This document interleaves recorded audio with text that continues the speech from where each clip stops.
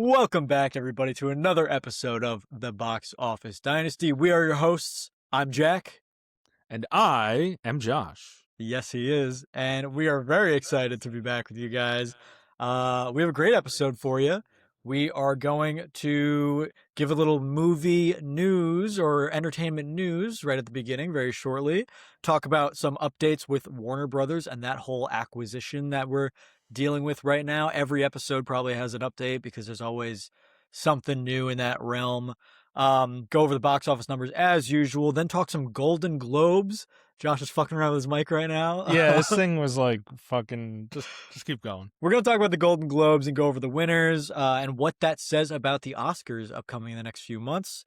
And some news about the Batman Part 2. Very interesting. I'm sure a lot of you have heard it already. We're going to talk about that. And then lastly, play a game where we get to learn about each other's opinions on whether we think things, people, or places are overrated, underrated, or properly rated.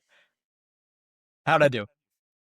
Well, I think it was properly rated, your intro. I think it's properly rated. I don't think, I don't think, it'd be fair to say it was too unprofessional or anything like that. I feel like I rolled through it pretty good. I don't know I think it'd be also a little much to say it was, the greatest of all time. No, we've had better. One of ours has been the best intro. I don't know for which sure. one. We'd have to go back and listen to all of them. I mean, half of them are yours and half of them are mine. So yeah.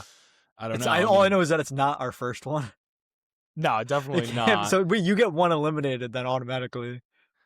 Well, I feel like we would figure out like which of our intros personally are our best ones. Like, are we competing against each other or are we just trying to hone our craft? We're a team, man. Despite Ed trying to pit us against each other.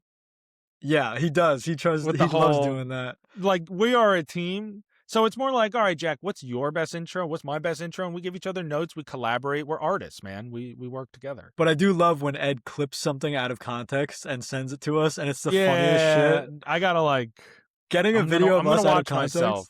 I can't be taken out of context. So this good. Week. Yeah, feel free to do that, guys. If you're listening, just clip us out of context and send it to us. No, I'm all right. Thank you. Specifically, Josh. Thank you. Good night. Yeah. I mean, what's going on with you, buddy? Not much, man. It's just another Monday. Happy belated birthday, Jack. Oh, happy thanks, belated birthday. Thanks, so bro. I hope you had a great time and old as fuck. Yeah, we're unk status, man. 100%. Truly unk status. It's kind of sad. I was wondering. I actually wanted to pitch this to you before we get started. It's just a question about language, and it's so today we record on Mondays, and yesterday is Sunday, and Sunday is spelled S-U-N day, and Monday is spelled M-O-N day, but they're pronounced the same. They rhyme. It doesn't make any fucking sense. You know what I mean? I don't know. Just you asked me how I'm doing. That's what I was thinking about today, honestly. You know what I learned actually very recently is that Sunday was named after the sun because whoever created the 7-day week, I don't remember what his name was, but he wanted people to worship the sun, so he made the week start on Sunday. I don't know what the fuck Monday comes from. Like, why would he just rhyme with the English? Well, I mean, I'm just thinking of the English, spelling and pronunciation of it being Monday. I mean, but obviously, different languages and cultures over the years have had different spellings and ways of calling the day of Monday, but we in the United States spell it M-O-N and S-U-N. Like, it's S-U-N Sunday because of exactly what you described. But why do we say Monday, which sounds where does that come from? You know what I mean? It sounds like mundane, which is M-U-N. Which is so accurate. Why isn't it Monday, M-U-N day? I mean, it doesn't make sense. And I feel like a lot of people know that Thursday is Thor's day, like they know it comes from Thor, but that's just shit. Wait.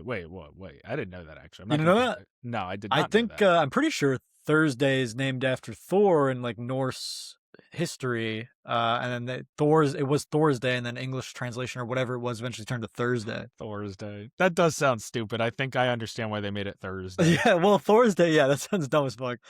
But we need an Odin's day and a Loki day. Yeah, right, man. Marvel fans be like, Yo, they named it after the Marvel character?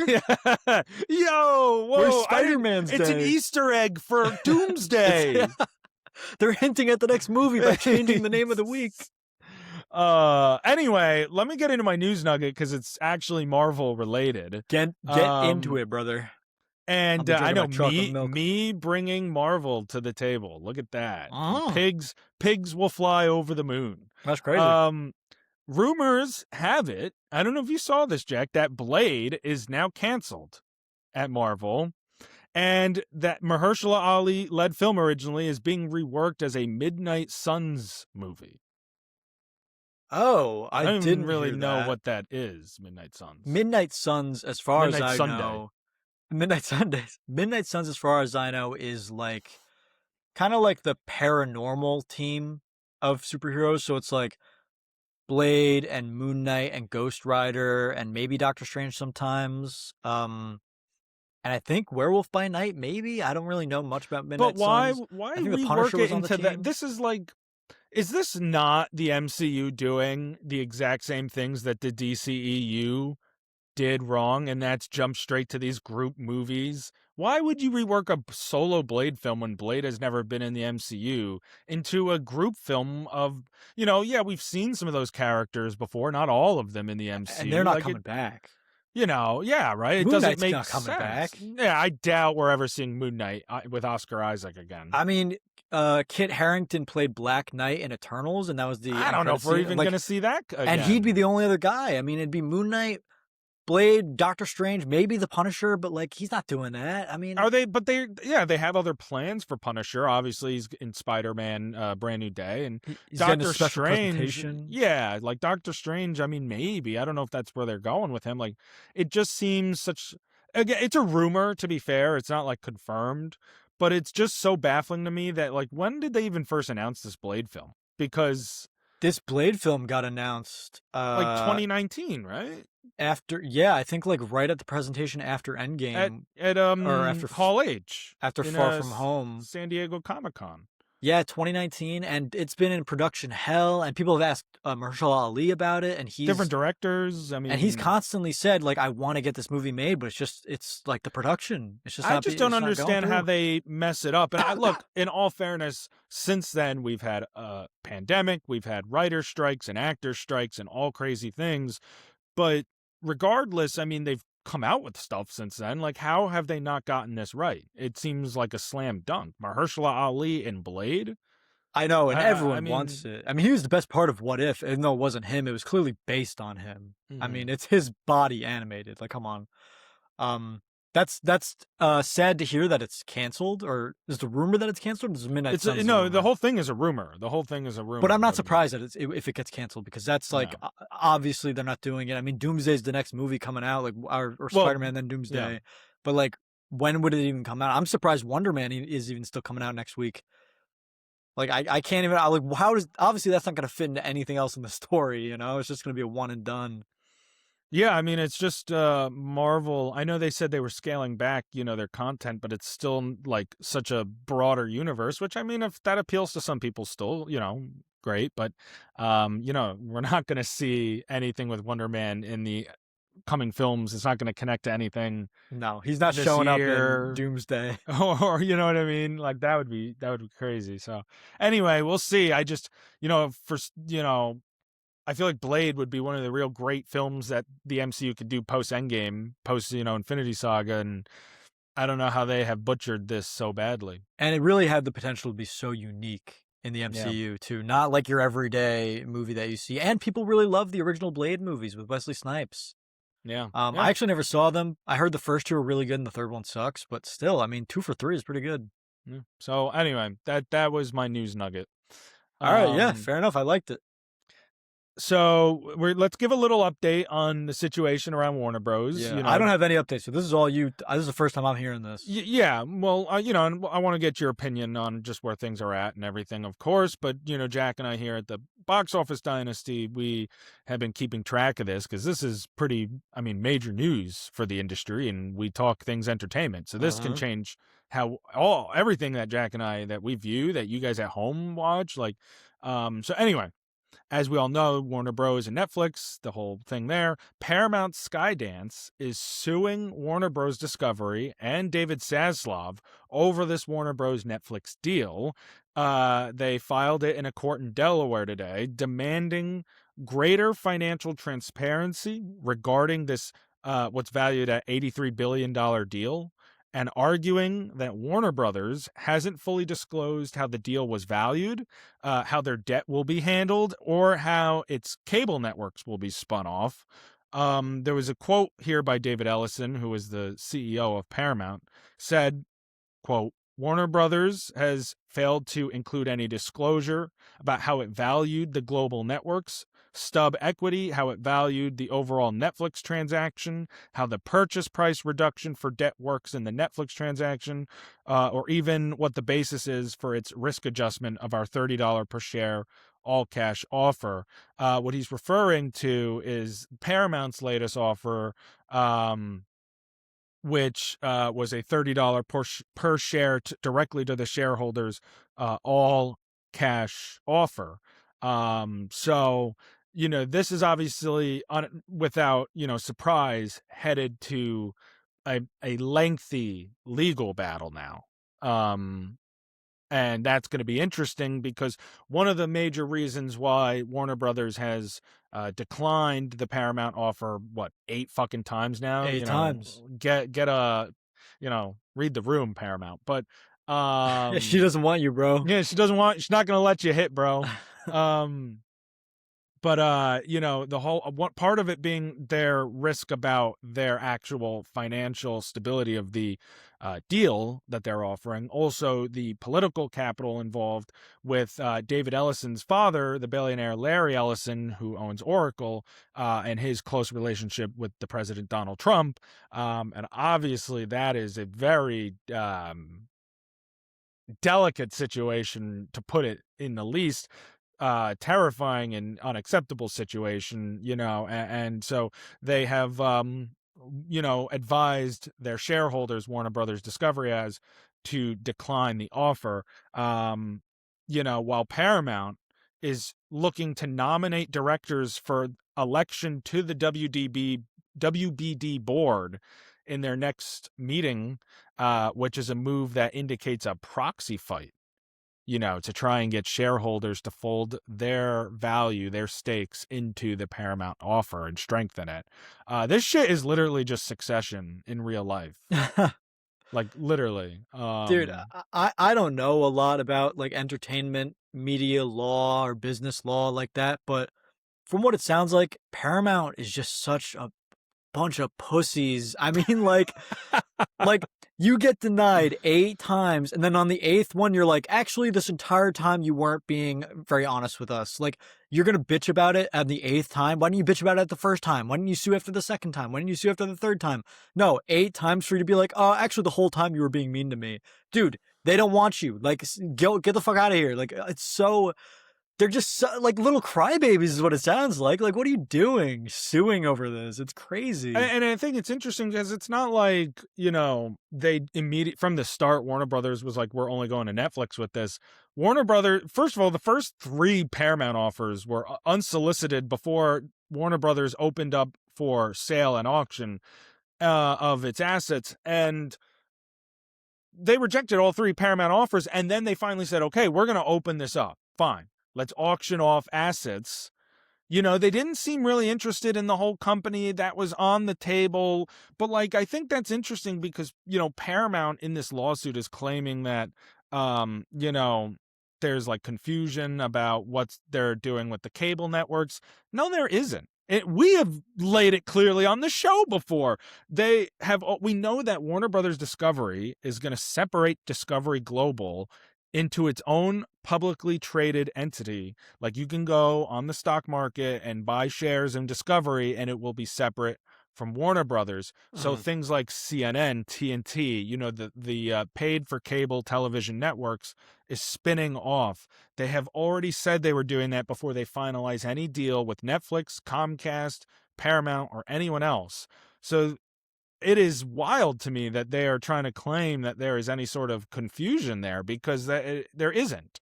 It's It's very clear the plan here. it's a last ditch effort to be like, oh, this is unfair. Give us another chance. Yeah.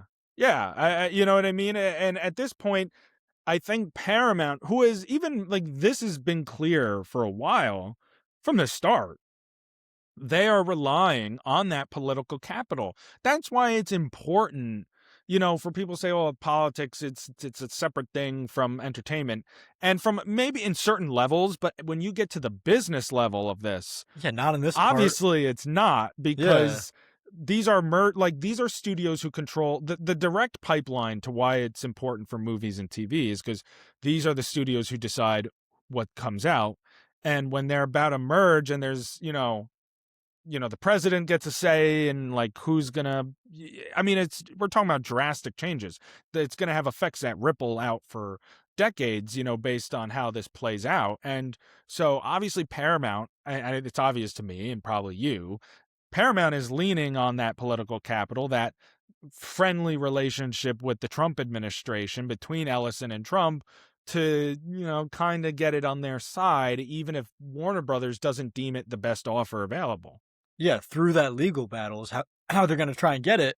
I mean, it's so very obvious that the intentions of Paramount are not like we want this just to make our business better. It's like we need this. We like they're just so like money hungry and controlling that they need it and they will stop at nothing to get it. And that's exactly what it is. I mean, as much as we like shit on Netflix for being anti-movie theater and being kind of like corporate shills, they're nowhere near like Paramount and the way Paramount acts at with the stake of movies at stake, I guess.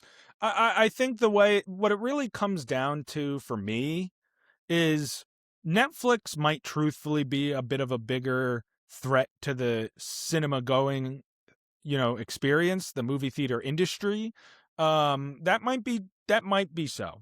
But Paramount is a greater overall threat in the event that they are able to, because Netflix is just trying to get the streaming and studio assets. Paramount wants everything. They will, you know, they will have control of a gigantic, really unlawful amount of various independent news outlets coming from one head company that is not, true and free various sources of news.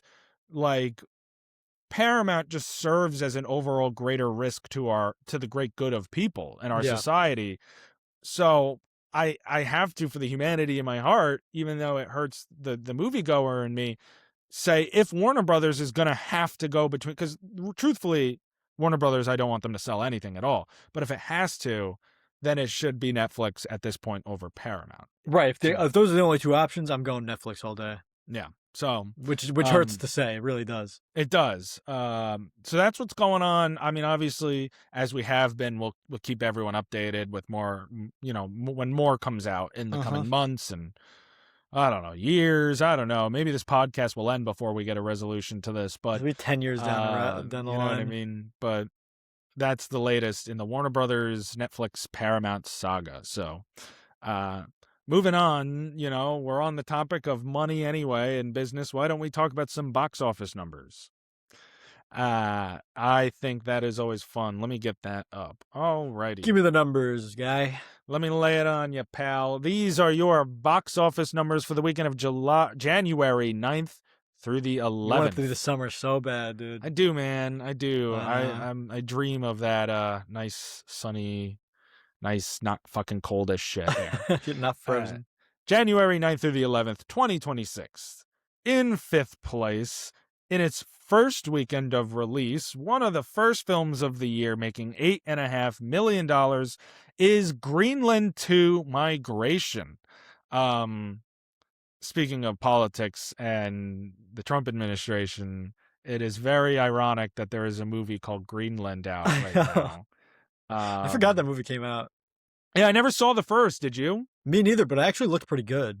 Yeah, look, it's on my watch list. It's one of actually I've had Letterboxd like 9 years now, and it's got to be one of the oldest films on my watch list. Wow. So it's definitely I'm interested. I don't know when I'll get a chance, but Yeah.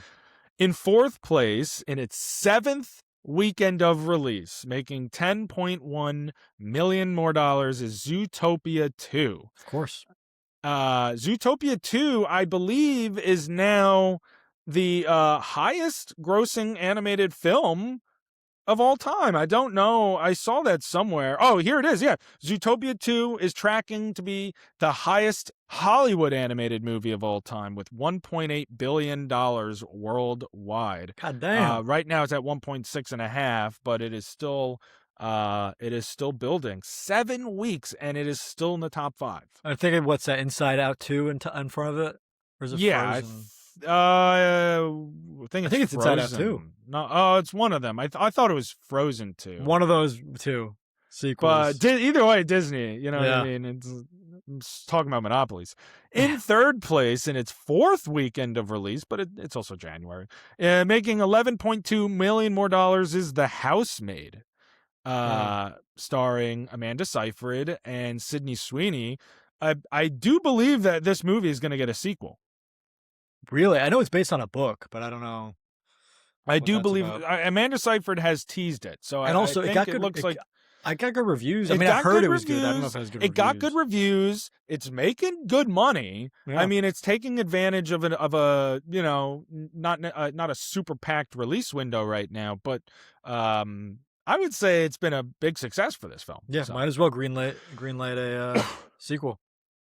In second place in its opening weekend of release, making $11.3 million, chimping around, is the new film Primate.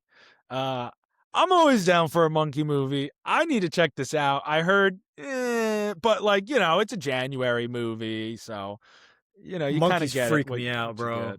I love monkeys, man. Monkey movies are the best. Oh They're my fucking god, creepy. Yeah, this is that's the point of this one, and this is a monkey horror movie. Yeah, I mean, I know that's the word. I mean, like, you ever hear those stories about people who own chimps and then one day the chimp like rips their face off? Yeah, man, it's called the movie Nope. I never saw Nope, but that's exactly what that is. I seen that scene. It's crazy. But yeah, no, I don't know. I mean, I like monkeys, but I haven't seen this one. But 11.3, you know, not too bad for its opening weekend. And in first place in its fourth weekend of release, of course, with another $21.3 million, hanging on, is Avatar: Fire and Ash. It is now sitting at over $1.2 billion worldwide. Come on, Jim, you got to catch up to the other avatars. Jake Sully. So it hit a billy. That's pretty sick. Oh, it hit a billy by last week. Yeah. It is doing just fine. These movies always have strong legs, I feel like, the Avatar films. Like, even if we're surprised, you know, I mean, it still makes a ton of money opening weekend, but then they carry out. Like, people go back for seconds and thirds and fourths, and yeah, they don't fizzle out right away. No. And you know what? Some news, some history to report in the box office. Zoe Saldana is officially the highest grossing actor of all time. She has surpassed Scarlett Johansson for the moment in total career box office earnings. Her films have collectively grossed over $15.5 billion worldwide. With ScarJo narrowly in second with $15.4 billion. Massive achievement for Zoe Saldana. We know she's the box office queen. I mean, yeah, her being in probably 5 of the top like 15 movies of all time, box office wise, is insane. I want to see if you can guess the other 3 in the top 5. Those are the top 2. Saldana One of the top and ScarJo. Actors. Highest grossing actors of all time. Ooh. I'm wanting to see if you can guess 3, 4, and 5. I'm gonna say. I'm trying to think of what like the highest grossing movies are. I'm gonna say Robert Downey Jr. He is in the top. He's in the 3 to 5. Yeah, he's 4th. He's 4th. 14.3 billion.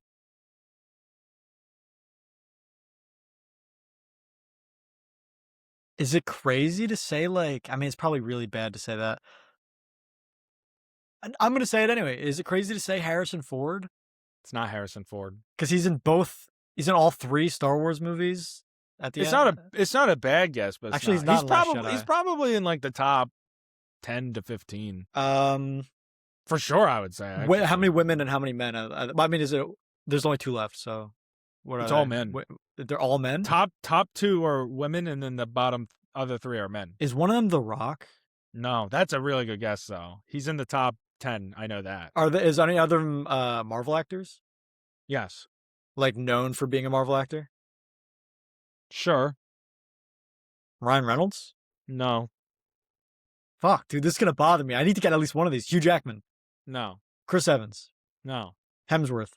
No. Pratt? Yes. Oh, I was like, it's gotta be one of the Chris's. He's got Jurassic World. Oh, I forgot about him in Jurassic, and Scarlett also has that. Is The Last Person doable? Yes. Oh, and Pratt is 5th, by the way, 14.1 billion. Is The Last Person a Marvel actor? Yes. Of course they are. Michael B. Jordan. No. Fuck. Anthony Hopkins. No. Are they they a title? Are they a titular Marvel character? I mean, are they in the title of their movie? No. Ah, shit. Okay. Are they in a team? Sort of, not really. Fuck, dude. Give me a hint about the actor. I gotta get this. I've given you so much already. They're on a team in a Marvel movie, but they're not. They're sort of on a team. That's not a hint. They're not really on the team. Do they have superpowers? No. Are they a villain? No. They're a hero. Yeah. Or a side character. I wouldn't say side, but they're not like, it's not like fucking Ned Leeds, right? From Spider-Man. No. Zendaya? No, that's a good guess. Fuck, dude, this is gonna bother me. MCU. Yeah. Are they in an Avengers movie? Yes. Are they in the first Avengers? Yes. Samuel L. Jackson. Yes. Oh my God. I felt like Akinator there by the end. You are Akinator.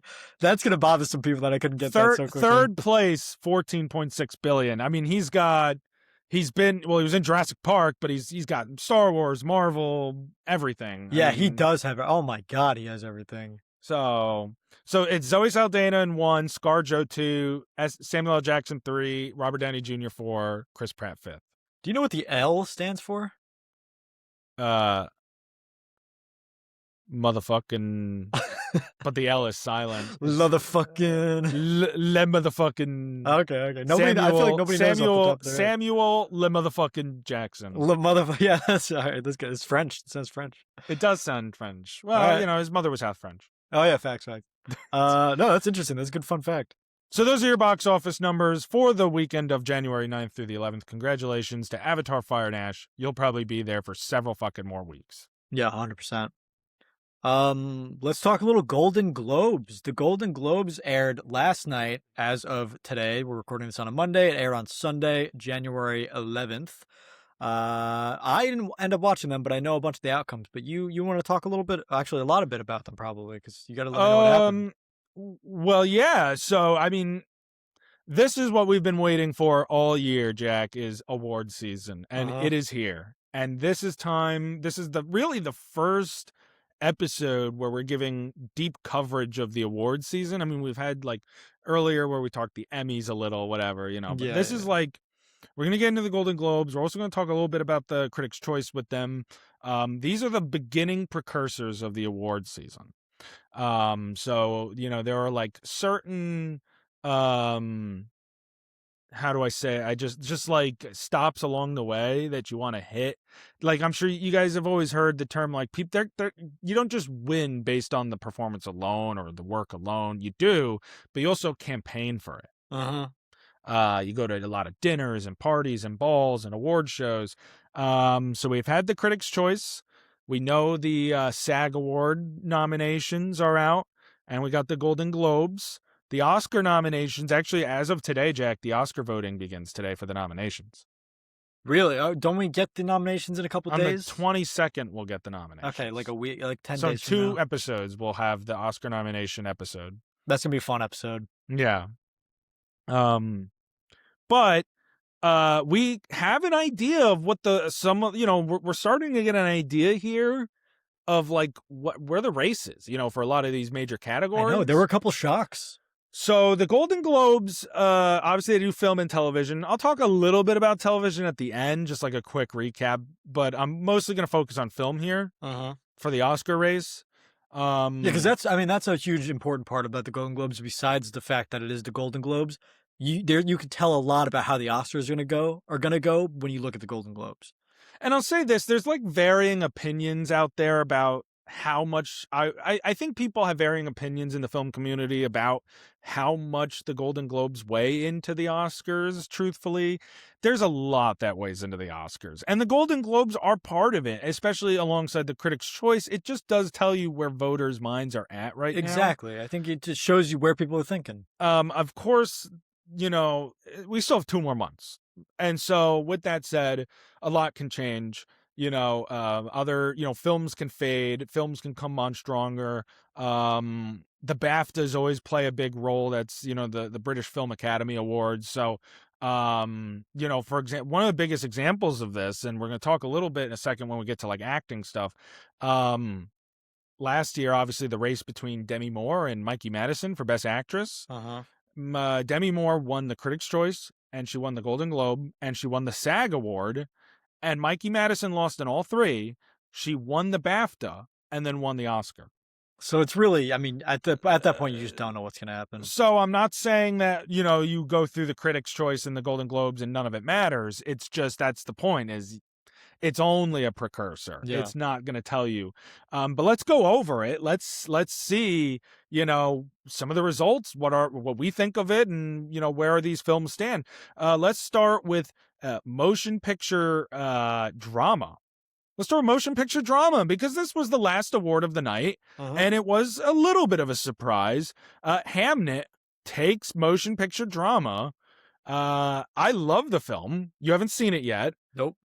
I thought maybe Sinners. I mean, I thought if Sinners was going to win a big picture award somewhere, it definitely could take it here. It doesn't have one battle in the category or anything. One battle and Marty Supreme being against each other in the comedy section is really giving other people a chance, like other films a chance and other actors a chance.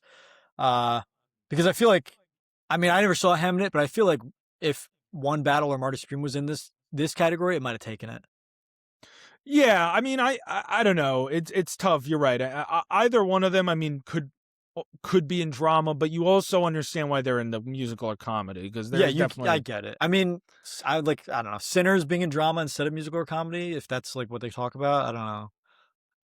Sinners is pretty funny. It's also big music is a big part of it. I don't know if it's a musical per se though, but probably not.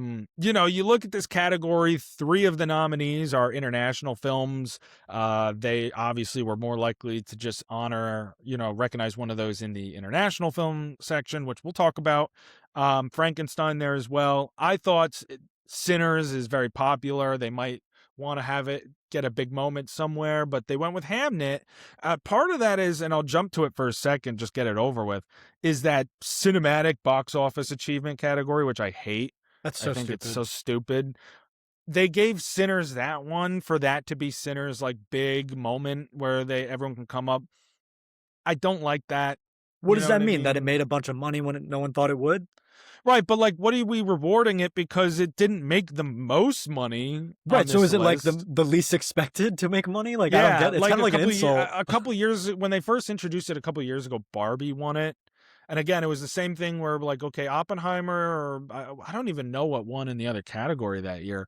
But they were like, okay, I mean, Barbie, this is where we'll get to reward it because it's not going to win Best Picture. So like we'll have this category and we'll be able to pity award. Yeah, I mean, I'm not a fan of it. Oh, Poor Things. Yeah, so it wasn't going to overtake Poor Things in that category. Best motion picture that year, musical comedy. So, yeah, I don't love that category. I'm glad Sinners won. I'm glad it had a moment, but it just feels a little cheap. So Hamnet wins, and of course we'll go to musical comedy Best Picture, one battle after another. Yep. unsurprisingly, takes Yep. this one. Saw that coming. The only other one in that category that really had a chance was Marty Supreme, as you noted. I mean, 2 Richard Linklater films getting on Nouvelle Vague and Blue Moon was very surprising. Yeah, I But gotta see Blue Moon, man. I mean, I haven't seen anything much. There's not much talk about that. I haven't seen Blue Moon either. I'm hearing great things about Ethan Hawke. Like Ethan Hawke, he can be a spoiler still in this Best Actor race. We're gonna get to that in a Be a moment. sleeper. But you know, I mean, he's coming from a film that's not as strong in terms of the awards. I hear it's a great movie, but you know, his performance is the best part. So Mhm. anyway, one battle after another, and you know, we see we're gonna talk about Critics' Choice. It also took Best Picture at Critics' Choice. It did, and that's one category. That was a category that also had Hamnet and Sinners. And One Battle took it. So I think obviously we're talking about Oscars right here, Jack. One battle after another is the current front runner. I know. I mean, you and I both put some money on the Oscars because you have a strong, strong gambling addiction. Oh yeah, for Yeah, you sure. need help for sure. Yeah. And Put the honestly, if I were to number. put my money on it right now, I'd say One Battle is going to get Best Picture. Yeah, I mean Just it an just early prediction. Obviously, when we get closer, we'll start making actual predictions. But that's what I you would say know, now if you'd ask me. at this point I'm even looking at what's second place. I would have said Sinners, but with Hamnet winning, I'm not sure that Sinners is going to get a Best Picture win at any televised award ceremony this year. I mean, it's also not winning in these other categories, you know, like director and screenplay and all that. Like with Hamnet taking this, I just don't think. I think Sinners is really fading in that I category. think so too, because you have Hamnet, One Battle, and Marty Supreme would probably be the third best guess. Maybe. I mean, I think Marty Supreme still would really need to win like a screenplay award somewhere. Mm. You know, I mean, Josh Safdie's not going to win a Best Director award this season, but like, you know, maybe I don't know. I feel like Sinners would still be in the third spot I over thought we were talking Marty about Best Supreme. Picture. I am saying for Best Picture, I think Oh, Sinners would really? still be in the third spot. All right, fair enough. But I don't know how much that matters because at this point, I think One Battle After Another is kind of taken off here a little bit. I mean, are we looking at a sweeper this season? Yeah, we're gonna get another Oppenheimer situation. Yeah, that's what I'm saying. So we'll see. Moving on, the way it's laid out here actually is so real quick. Best animated picture, K-pop Demon Hunters. No surprise. Seems like that is going to sweep this season. I don't see anything here that's going to, you know, overtake it. No. Fun fact though for you is the Golden Globes actually has Demon Slayer Kimetsu no Yaiba, the movie Infinity Castle, all written out like that. I know at one point that was a point of contention that I was saying the same Because it's thing. like that's apparently how you But say it, Demon but Slayer the in Golden Japanese. Globes themselves has it fully written There you out. go. There you go. I still So can't pronounce it, so I'm not even gonna try. But yeah, but I just wanted to point that out because I know that was a point of contention on here at one yeah, point. yeah. Best Motion Picture non-English language. Now this to me was an interesting category actually because we have really 3 contenders this year for the Oscar. The winner was The Secret Agent from Brazil, starring Wagner Moura. I hear it's a fantastic film. I hear he's great in it. Of Uh-huh. course, it's not accessible. I would love to be able to see this somewhere. But that takes the cake. The other 2 big contenders it was just an accident, which is from France, and Sentimental Value from Norway. I thought Sentimental Value was going to take it. I think it had the most nominations of the 5 or 6. You know, Stellan Skarsgård with a big win. You know, we'll get to that in a second, but Stellan Skarsgård with a big win. I mean, obviously Wagner Moura won too, but I don't know. I thought Sentimental Value and The Secret Agent took it. I don't know. I'm assuming the Critics' Choice had a category for that. It's tough with the foreign films because we don't hear a lot about the ones that we don't have access to. So, like, I have heard that Secret Agent was amazing, but not enough people are talking about it for me to think, oh, this is definitely going to win. But because everyone is talking about Sentimental Value because that's what we have. Right, and The Secret Agent did win at the Critics' Choice Award as well All right, over. so Um, it's got 2. but Sentimental Value was not in that was not nominated at the Critics' Choice, actually. Okay. It was just an accident was there, no other choice, Syrah, all these others, but not Sentimental Value. And speaking of Sentimental Value, Jack, which was a fantastic movie. I mean, Inga Ibsdottir Liljash was my best supporting actress of the year last year when we did Yeah. our awards. Sentimental Value was shut out of the SAG Awards entirely. Didn't get a Best Actress for Renate Reinsva. It didn't get Stellan Skarsgård for Best Supporting Actor. It didn't get Elle Fanning or Inga Ibsdottir Liljash for Supporting Actress, and it didn't make Best Cast, ensemble. So did they not push for nominations? Did the voters not watch the movie? That's what I want to know. Movie? Because were you the only one who saw this movie? I might be the only one who saw the movie. I was shocked, truthfully, that it was shut out entirely. I feel like they didn't push for nominations. How is that possible that they didn't get nominated for one thing? But I mean, they're pushing for nominations. It's been considered by voter groups and other bodies I know, that's and just other award so shows. odd. You know what I mean? So That's I don't. So strange. And you're talking about Stellan Skarsgård, who is considered one of the frontrunners in Best Supporting Actor, right? And Elle Fanning's really big right now. Right. And he won the Golden Globe. He won the Golden Globe and didn't even get nominated at SAG. I think it's so crazy. But now I'm saying, well, it didn't get nominated at Critics' Choice for Best Picture. It got completely shut out at SAG. So now I'm thinking we're looking at The Secret Agent as probably best, foreign language film. Best international film is how the Oscars have it right now. Maybe. So, we'll see. It takes these two.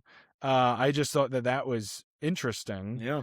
So let's move on to some of the acting categories. These are always really exciting. Best male actor in a motion picture drama, as we said, went to Wagner Moura for The Secret Agent.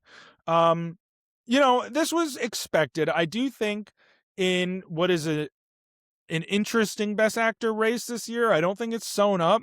Wagner Moura is really cementing himself with an opportunity to steal. I mean, I don't think Timothée Chalamet has the Oscar wrapped up. He's certainly kind of the front runner at the moment. But Wagner Moura, he's collecting a big win here. If he can take it at BAFTA, maybe. I think he could snipe it, man. It certainly is possible that he can take it. Now, Timothée Chalamet did beat him at the Critics' Choice. But if, let's say Wagner Moura can win at SAG, or I don't even, was he nominated at SAG? I'm not even sure. But if he can win at BAFTA, or something, get another big win there, he'll be, come Oscar day, it'll be kind of up in the air. I don't even know, check this out. I don't even know if Timothée Chalamet is going to win the SAG, the actor award for Marty Supreme. You would think he's the front runner, but they just gave him one last year for A Complete Unknown. I don't know if they'll go, double dip. Maybe. Is that a thing that they're against doing? I don't know. This probably. I don't know about before. Against. I'm sure it's been done before, but I just wonder if they're going to say, well, we're going to go with someone else here because we just gave you one last year. It's certainly a factor. Maybe. Which I just don't like these awards, the way they do things. Oh, well, you deserve it after your whole career is really good, so you deserve it. No, oh, we gave you one last year. You shouldn't get it this year. That's so annoying. They should, if they're the best, they're the best. That's how it is. This is my take on it. I think the Oscars ultimately, no matter what, should just be that. I don't mind if things get interesting along the way, though, because I think it ultimately brings drama, the night of. And there's something the entertainment industry loves, is drama. Yeah, exactly. Is that necessarily the most fair? Maybe not, but there's so many awards. It feels I just feel so disheartened for people when they're dragged along to every show and the same couple people win every show and they're forced to just sit there and basically be cucks, for the whole they're in the cuck chair. I think it's just more exciting when different people are winning and they get to go up and share their, moments, and ultimately leading to the big night, it's the biggest night in Hollywood. That needs to be the best, but my take is let it be a little exciting along the way. I don't know. Yeah, I don't even watch the other stuff, so I really just mean the Oscars, but I get what you're But saying. even if you don't watch it, you see who's winning, and you're like, oh, well, now I don't It know. does Like make it more interesting, 100%. it makes it I more agree with interesting because that. when we do our predictions, like if we know every single one, if they won all the way, you're gonna be like, all right, it's not fun. It takes the fun out of it. But they're fucking with my predictions. They're gonna make me lose money. That's the plan. Yeah. So Wagner Moura, he beats out guy The Rock wasn't going to win. I thought maybe Michael B. Jordan, Sinners, didn't have as great of a night. Joel Edgerton is great in Train Dreams, but Wagner Moura had the momentum. Jessie Buckley, my girl, taking it for Hamnet. No surprise Of there. course. It wasn't really even a competitive category except for maybe Renata Reinsva. So Jessie Buckley, probably going to sweep the season. She takes the Critics' Choice. She takes the Golden Globe. She will most definitely take the BAFTA, I'm sure. And we'll see what happens at SAG. Maybe SAG goes for Rose Byrne, but at this point, I'm all in on Jessie Buckley this season. I know you are. You were saying that literally right after you watched the movie. And is it not so far coming true? So far, you're good. So far, you're on it. Moving on, best male actor in a musical or comedy. As we said, Timothée Chalamet, mostly no surprise winning. Maybe Leonardo DiCaprio. Could have been Leo. Maybe DiCaprio. But I don't think Chalamet had ever won a Golden Globe before. This really felt like his moment. He also won at Critics' Choice. So right now, Chalamet is in the driver's seat for taking home his first Oscar of his career. Rose Byrne wins for If I Had Legs I'd Kick You in Best Female Actor, Musical or Comedy. Again, not really. There's good performances in this category. Chase Infinity won bad. She's just along for the ride this year. Yeah, she's a newcomer. Amanda Seyfried. I think people at the beginning, a couple months ago thought that her performance in The Testament of Ann Lee was going to do better this award season. That's something that's kind of faded off. It's getting swept under the rug. Don't think that she's ultimately going to get the Oscar nomination. I don't think so. Come Oscar morning.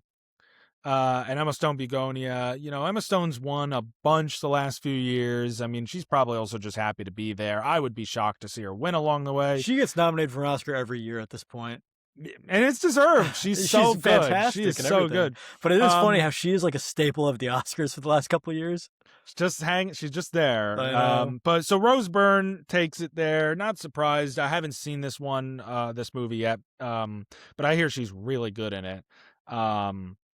So, we'll see, if she can steal an award somewhere else, Rose Byrne. But with that said, I don't think, especially Hamnet is a much stronger film, in this season. Hamnet won Best Picture music drama for the Golden Globes, whereas Rose Byrne's If I Had Legs I'd Kick You, that's the only nomination for it. So, Best Supporting Actor in a Motion Picture, Stellan Skarsgård. Now, this is, I think, the most interesting race we're going to get this season.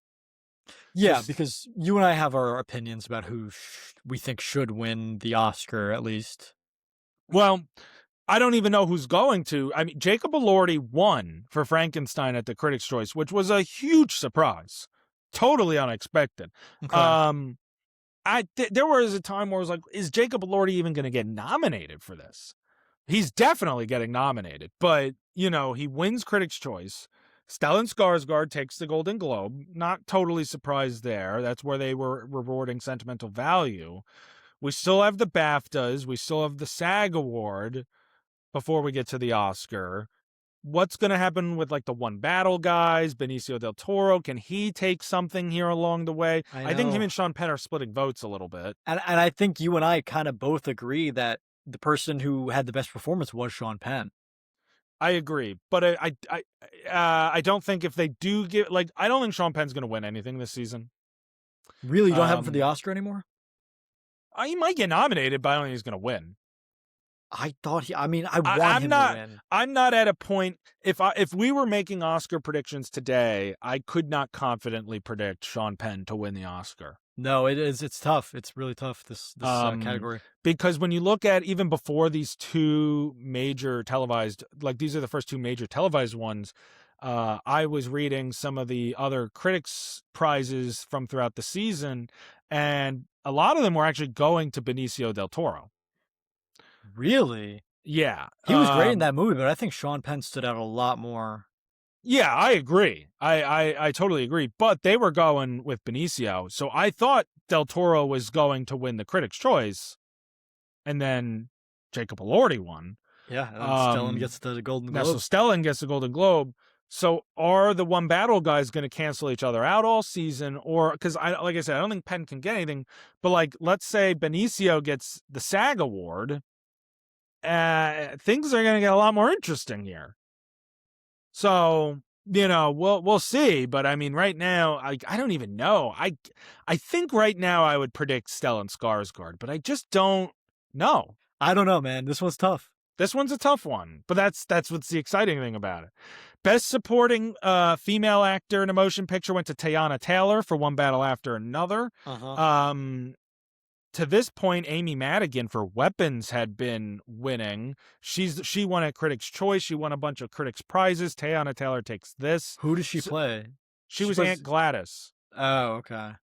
I thought she was really good in that, but I mean, I think that this is more of a career recognition for her, and I don't think Madigan was ever going to sweep the season. In fact, I don't know. I mean, Amy Madigan, I think, can win the SAG award, but I think that might be the end of her run. Like, I don't know if she's going to get the BAFTA. Teyana Taylor, could be interesting. Ariana Grande is still hanging around in this category. She'll probably get the Oscar nomination. But Wicked for Good has obviously tumbled backwards. Yeah, it's kind of been just forgotten about. Cynthia Erivo, I don't think even made it into SAG, so her chances for the Oscar are dead. It's very likely not getting Best Picture. So I just don't think Ariana Grande can, pull it off, even though she's great in Wicked for Good. Maybe Elle Fanning, but right now it could come down to Amy Madigan and Teyana Taylor. I don't think they're going to give Amy Madigan the Oscar for this just because, Weapons isn't going to get in anywhere else, right? No, I don't. It's not an Oscar movie. I think it's going to be Teyana Taylor. That's what I'm thinking at the moment. I mean, maybe we'll see one of the Sinners. Maybe Wunmi Musaku can sneak in somewhere. I would love if she was nominated. I would love that too. Best director, Paul Thomas Anderson, One Battle After Another. That is not surprising. Yeah, he he took the Critics' Choice. He is most likely going to sweep the season. This is his time. He has made countless remarkable films. This is his time, and this is another one. I mean, this is this one does deserve it. This is his time. Best screenplay also went to Paul Thomas Anderson, but I wasn't sure. I thought maybe they would say, okay, we're giving him Best Picture, we're giving him director, we're gonna go with someone else. I think a lot of people thought maybe Jafar Panahi for It Was Just an Accident. That was the film that won the Palme d'Or at the Cannes Film Festival, which we talked about last year. Was Coogler nominated in director for Best Screenplay? He was. I thought he had a chance at it. Yeah. I really thought Coogler could take screenplay as well. That's what I would have put my money on. I mean, after Paul Thomas Anderson. I wasn't sure if the Golden Globes were going to go with PTA in both. They did, so that's showing how strong One Battle is. And screenplay did win the Critics' Choice. But Sinners also took the Critics' Choice in screenplay because there's adapted and original. Well, yeah, but neither of them are adapted, right?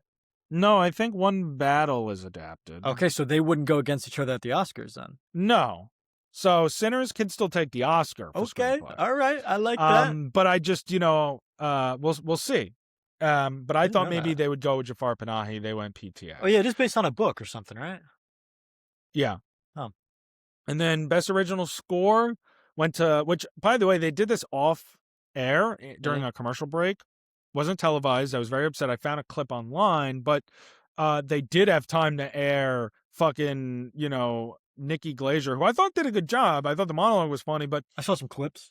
But I the whole weird golden mashup with Marty Supreme was such a waste of time. And Best Podcast, so I didn't see any of that. They did Best Podcast. They did that. Such a waste of time. Did we win? Dude, honestly, I was talking about that actually with my dad, and I was like, you know, next year, man, best podcast going to the box office dynasty. You and Imagine I you are just going to pull out be. a Golden Globe. You're like, yeah, bro, we won. You didn't see it? Dad, dude, can you imagine if I was like, yeah, Jack, you had school and work, so you You couldn't couldn't make come. it, but here's our Golden Globe actually for best podcast. Dude, No, I went before to Amy Poehler actually. did while we're talking about them going on a break or whatever, like commercial or whatever, they didn't air whatever you're about to say. Best score, yeah. The best score. Did Leo and Sean Penn get kicked out? No, why? I heard that they left house. I don't know if Or this at is least true. I don't know. I heard that they I left don't know. house because Sean Penn was smoking a dart at his I table. saw the picture of that, but I And didn't know Leo that was they got. making ungentlemanly hand gestures to somebody, and he like was asked like he had to leave or something. Nah, I don't think that was true. I don't think he had to leave. I'm pretty sure Leo was there at the end. Okay. I don't know if I don't know if that's true. That's why I'm confirming. So wait, Sean Penn was just smoking a doobie? Yeah, no, not a doobie, a cig. Oh, it was sick. It was a cig, which I was like, you know what? Power move to him. But like in the middle of the thing is crazy. In the middle of the fucking Golden Globes, yeah, it is pretty nuts.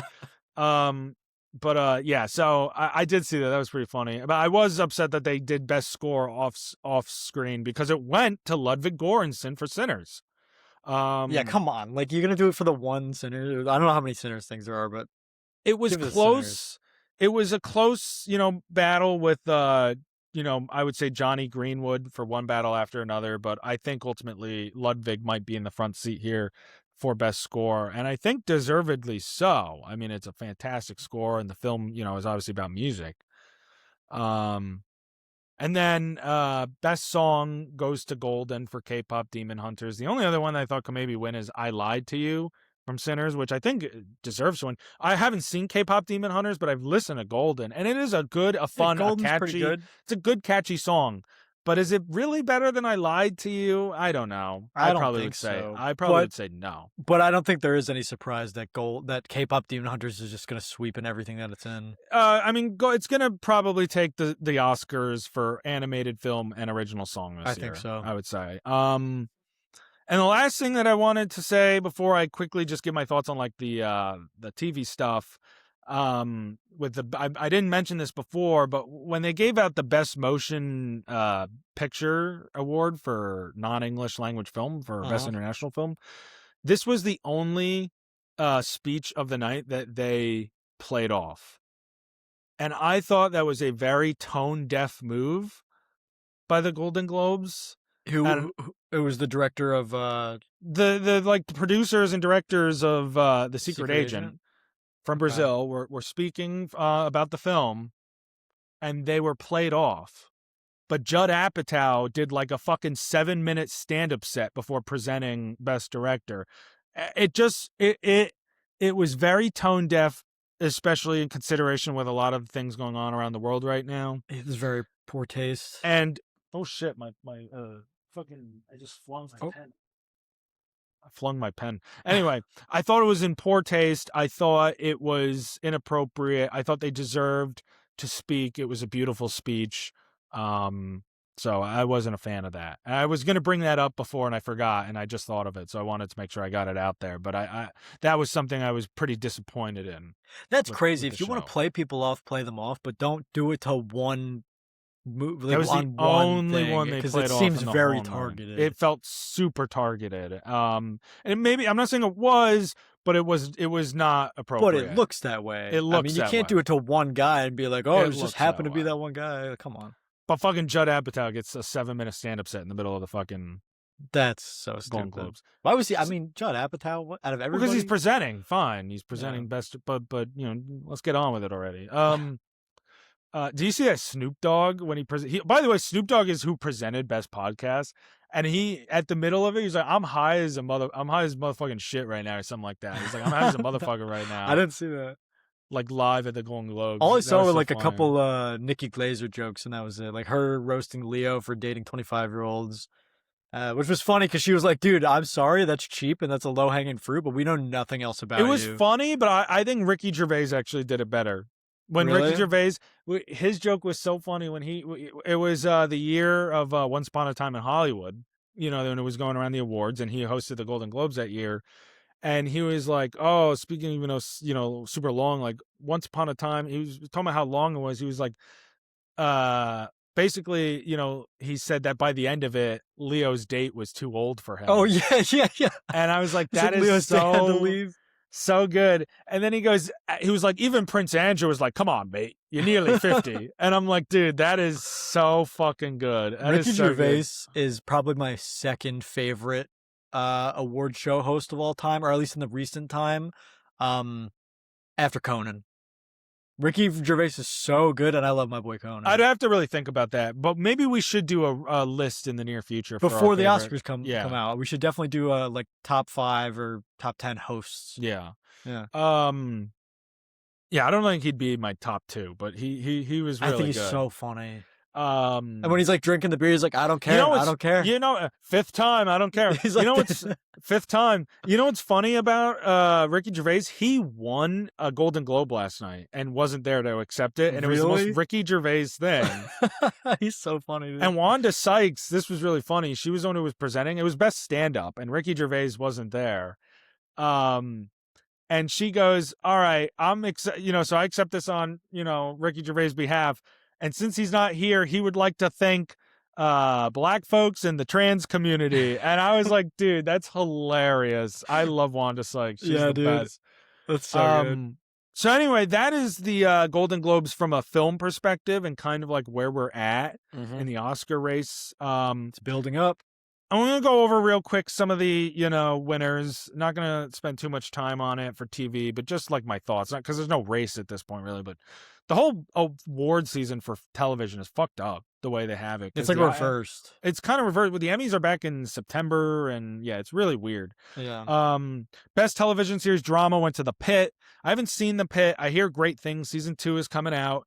I hate that Severance has gotten absolutely dicked this award season for some reason. Oh, they had last year. No, this is the season 2. Well, their season 1 did really well though, didn't it? Whenever that came out? Nah. It didn't? This was like I the thought I year heard that about everyone them thought. sweeping. This was the year everyone thought they were going to win big, and they Oh, won okay. stuff along the way, but The Pit takes it. I mean, maybe Pluribus. Pluribus is new to this, so we're going to see where that fits in, but The Pit, takes it. The studio takes television for musical or comedy. Not surprised. This is such a stacked category, though. I mean, I think Abbott Elementary has been deserving of many years. The Bear used to be the award season darling. It's kind of, lost the flavor. For the Hacks has been a big favorite the last several years. But the studio, man, we both watched that. That was one of the best shows of the year. So It is good. so great. And Seth Rogen confirms they begin filming season 2 in a week. Love it. Love it. I'm gonna be curious to see how many people What, want play to be on it themselves? now. Yeah, Want yeah. to be on it after seeing the success. And I mean, first of all, it's so funny watching the studio win Golden Globes after the Golden Globes episode Yeah, right? of Did you the see what Seth show. Rogen said about season 2? Someone said, "Did you get any inspiration at the Golden Globes Yes, I for did season see 2?" this. And he said, He said, "Yeah, everything building today up." Yeah, and building up to it. inspired parts of season 2. I'm so excited to see what they do. Might be one of my favorite shows airing right now, is the Yeah, studio. so good. So we'll see. Oh, you know what's funny about it too? I wanted to say with the studio is every time that people presented a category that the studio won, they were people who were in the fucking studio at one point, and I was for the one of the categories, I think it was best director for television. It was Zoe Kravitz and Dave Franco presenting Oh, the yeah. award. And I'm sitting there like, gosh, I wonder what's going to fucking win right now.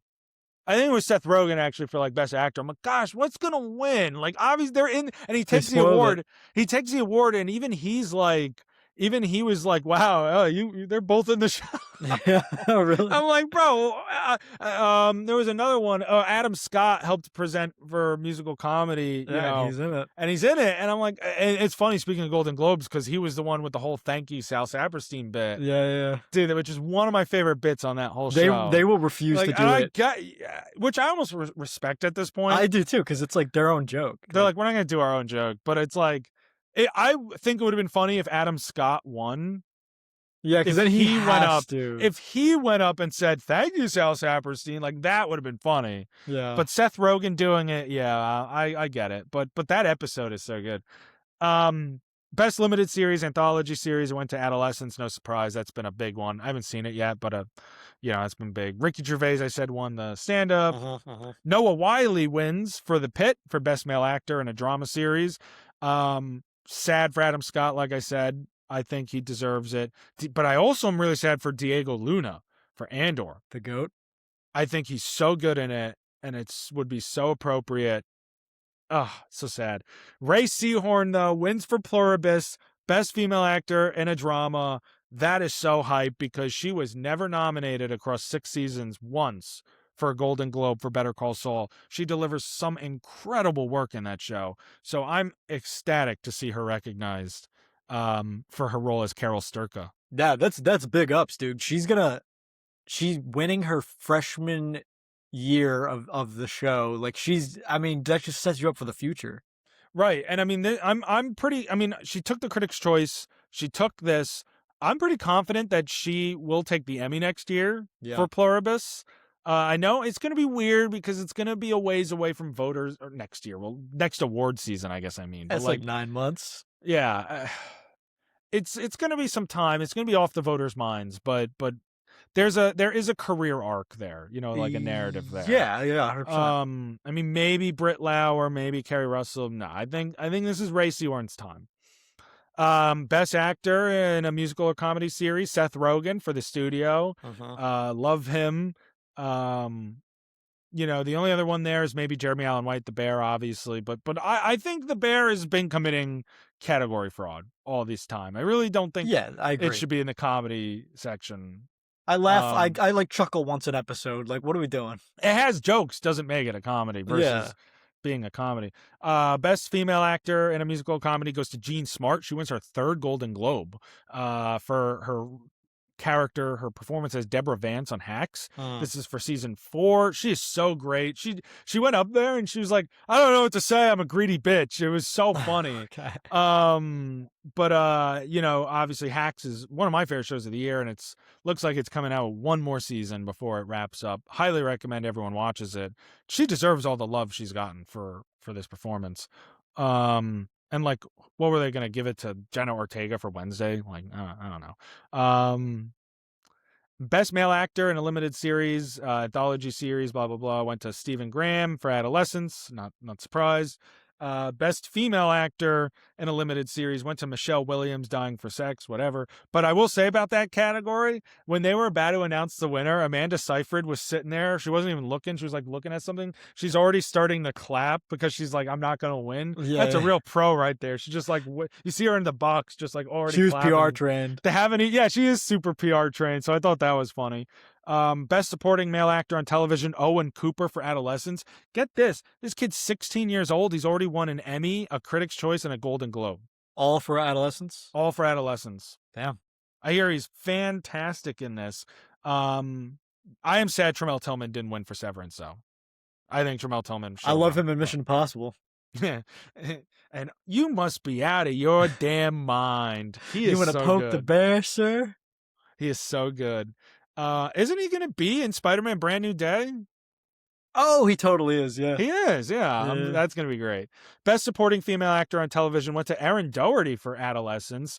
And all I'll say is they refuse to give Hannah Einbinder any more awards ever since she went up on stage at the Emmys. Remember, with the timer ticking down with the money? And she went up there. She goes, "Go Birds, fuck ice, and free Palestine." Oh, that was her? Yeah, that was her. Yeah. They're never going to let her up on stage again, I bet. But she probably should have won for Ava Daniels on Hacks. But anyway, so that's basically a recap of the television categories and the Golden Globes. Congratulations to all the winners of the 83rd Golden Globes and the 31st Critics' Choice. I know I touched on some of those as well. And we see, like I said, to wrap up, a lot of our precursors as we get going on the awards race. It's exciting stuff. Looking forward to it, man. All right. Is that all the Golden Globe stuff you got? That's as all I got today. Why don't we move on to some cast updates? We got some news for the cast of the Batman Part 2. I'll let you take it from here because you had some stuff you wanted to say about it. Well, so Sebastian Stan is officially starring in the Batman Part 2 as Harvey Dent, Is that aka that is official. fully confirmed he's Harvey Dent? That is official, confirmed. He will be Harvey Dent, aka Two-Face, in the Batman Part 2. I just saw the rumors. I did not know it was confirmed yet. It is confirmed. That's awesome. I was hoping it was true because that's sick. I think he's going to fit into that universe so well. He's going to be great. I think it's going to be a great cast choice. I mean, I think he could put up a career performance. I think he's going to be fantastic. I just really, we talked about this a couple weeks ago. I really want them to make us like him and then have him be the villain in the third movie. Because I don't want him to only show up as, because with Harvey Dent, he has to be super likable because it makes his story more tragic. And that means you have to make him a good guy for half the movie and then Two-Face for the other half. Well, that's what The Dark Knight does. Yeah. I know. And I don't like the way he's only Two-Face for like 15 minutes of the movie. I feel like it's a waste of the character. But I feel like if we have him be a good guy for the entire second movie while there's a other villain out there and Harvey Dent is helping Jim Gordon or whatever he's doing, being the district attorney, and then in the third movie, some shit happens to him. The Joker fucks his face up or something. This is what we were talking about when we first were speculating, a couple episodes ago or whatever, where we were saying this exact scenario. He's a strictly a good guy, Harvey Dent, in the second movie, and then open the third movie similar to the way Loki in the beginning of Infinity War, that whole scene. Yes, that's what open it with Harvey Dent, becoming Two-Face in some tragic accident, whether that's Joker or whoever else. People are saying they might think, because it's probably going to happen in the second one, I don't think they're going to hold off until the third one. People think Penguin will be responsible and that he will be responsible for burning half of Harvey Dent's face because Harvey Dent will be like in debt to him or something that will have to happen. That's a really fun way to tie the show maybe to it somehow. Yeah, I mean Colin Farrell's already confirmed to be in the movie, so like you need him in there. You still haven't watched The Penguin, right? I have like 2 episodes left. Yeah, man. Oh, it's crazy because we could talk. I know. I need to finish it, but that is great news, man. Sebastian Stan, we know he can play like the business type. So that'd be really cool. I think he's going to fit into this universe seamlessly, and he works well with super serious characters too, which also have comedic sides. I mean, we see Bucky Barnes become like a villain to a hero. It is the opposite. It is. I have one question for you about it though. What do you think this means for Bucky Barnes? Because I'm pretty sure he's going to be in Doomsday. The Batman Part 2 is supposed to film around the time they're going to do Secret Wars. He's probably not going to be able to film both, right?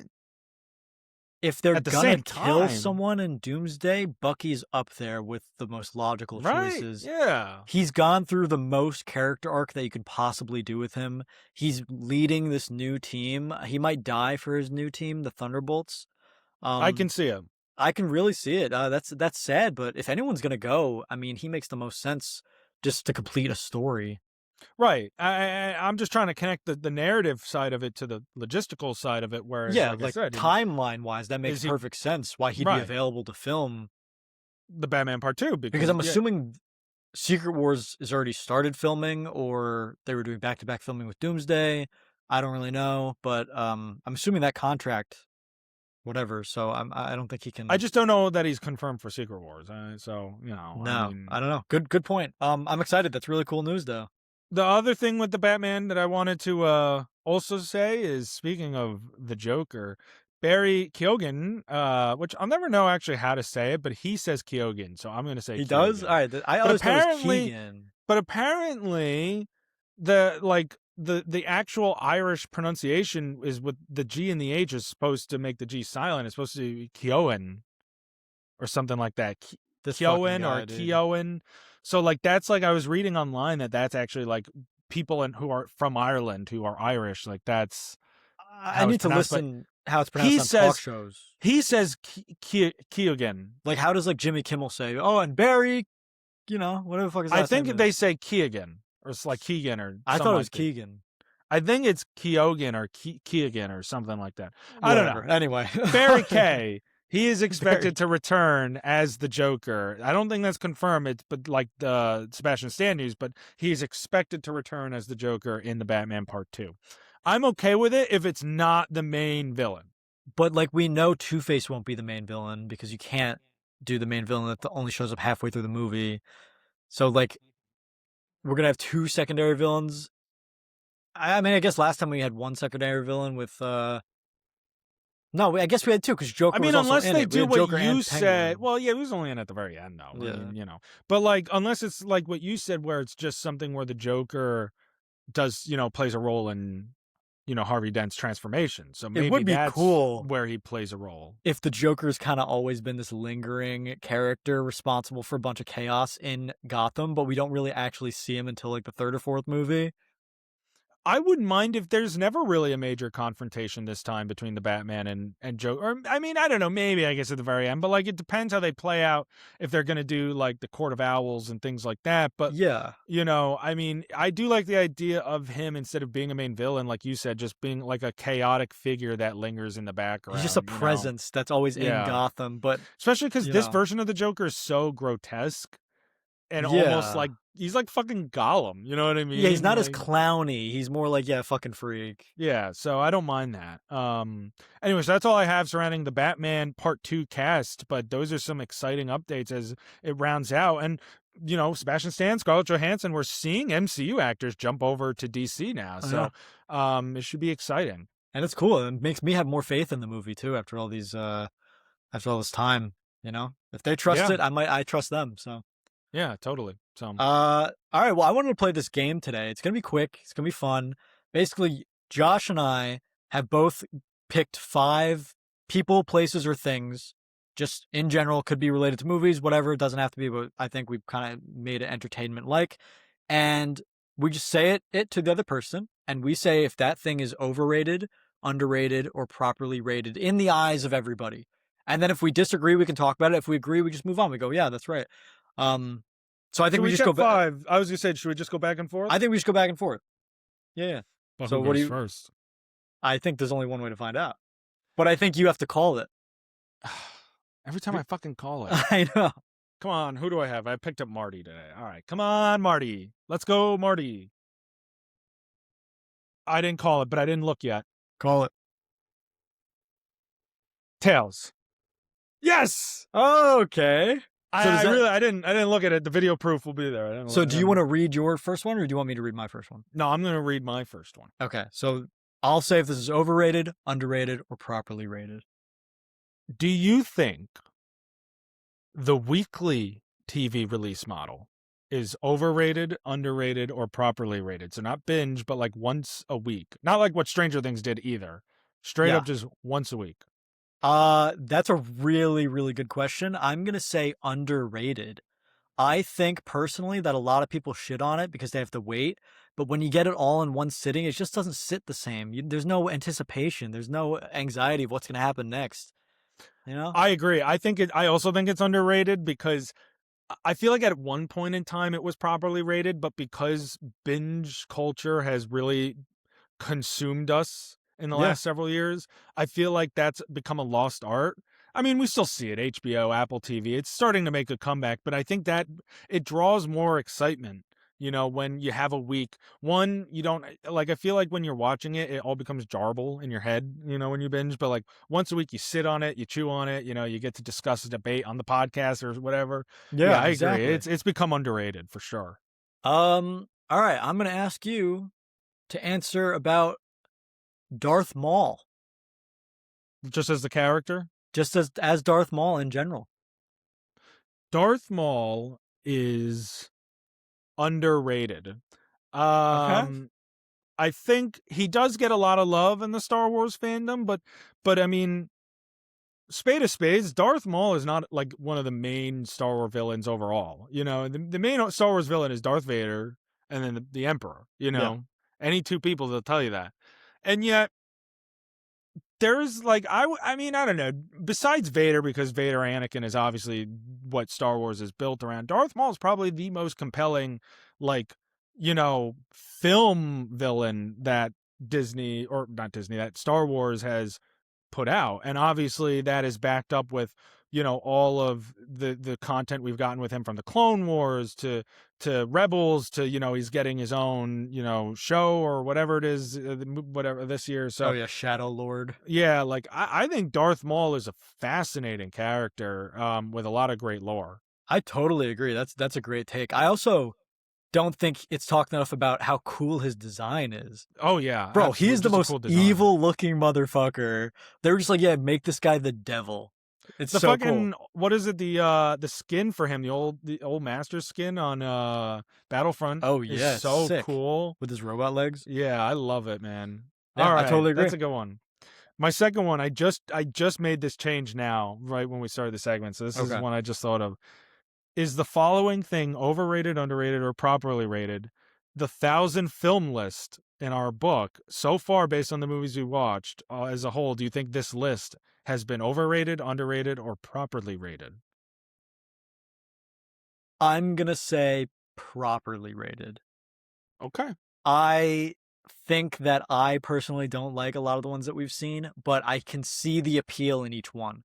Not each one. Some of them I'm like, I can't. What the fuck is this? Like, the one we both said was bad. The super racist one where the guy's in blackface the whole time. Oh, the jazz singer. The jazz singer. Like, there's some movies where I'm like, how did anyone like this? But Yeah, but even that one, at least, no, I mean, no one liked it probably, but it had at least a sense of historical relevance. exactly, it's significant in other ways. So I think it's properly rated, even though I haven't enjoyed every single movie. I would agree with that take for that same reason. I think that we know what these films are, what we expect when we open up the book and when we pick a new one. And even if we don't always love them, there seems to be some sort of at least cultural, historical relevance to them in some way. Yeah, I agree. Yeah, so far we're on the same page about all of these. Yeah, Um, right. over, Oh, I'm surprised. yeah, overrated, underrated, or properly rated. Christopher Nolan.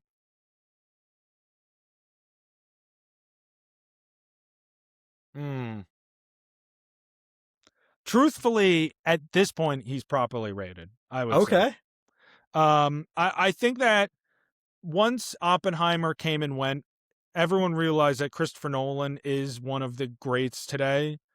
I think pretty much everyone recognizes him for that. Uh-huh. And look, his movies aren't for everyone. That's the case for anybody.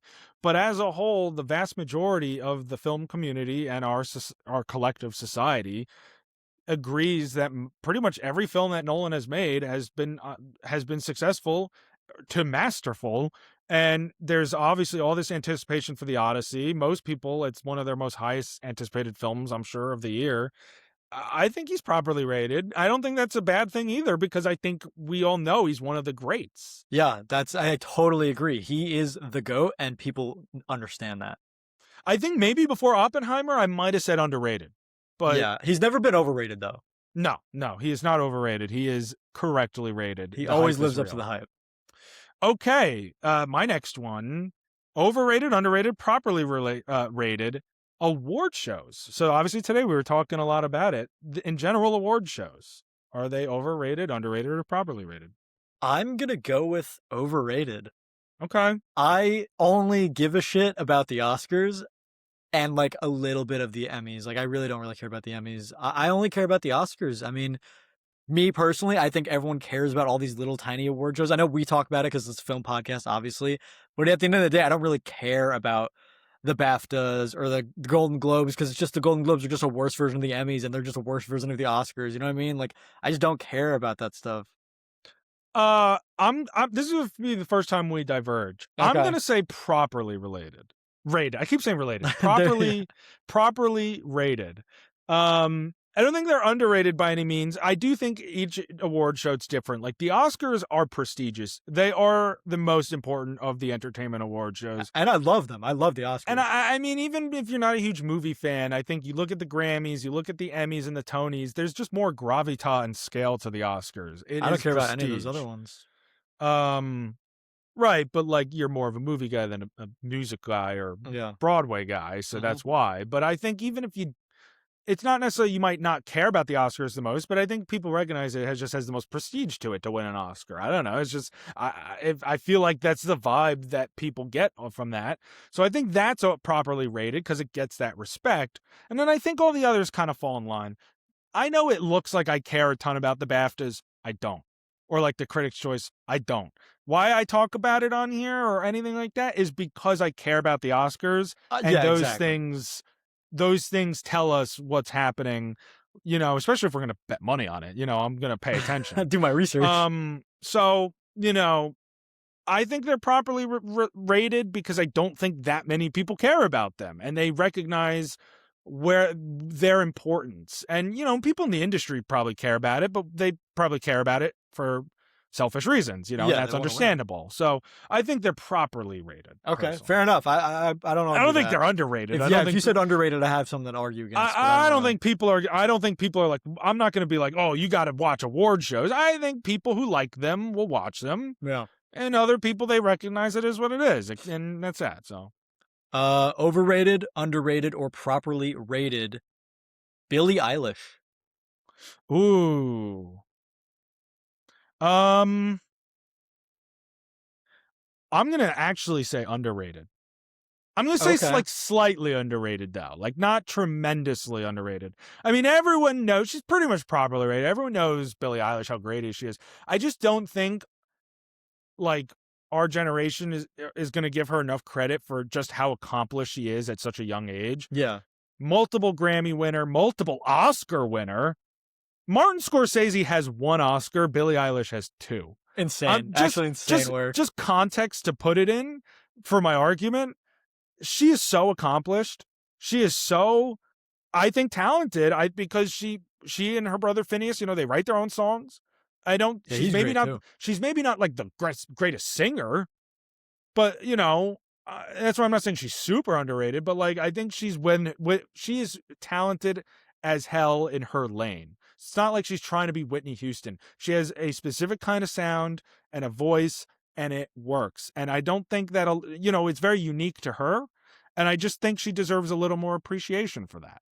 I don't Yeah. think she's like tremendously underrated though. I'm probably in the properly rated, actually leaning a little bit more towards overrated.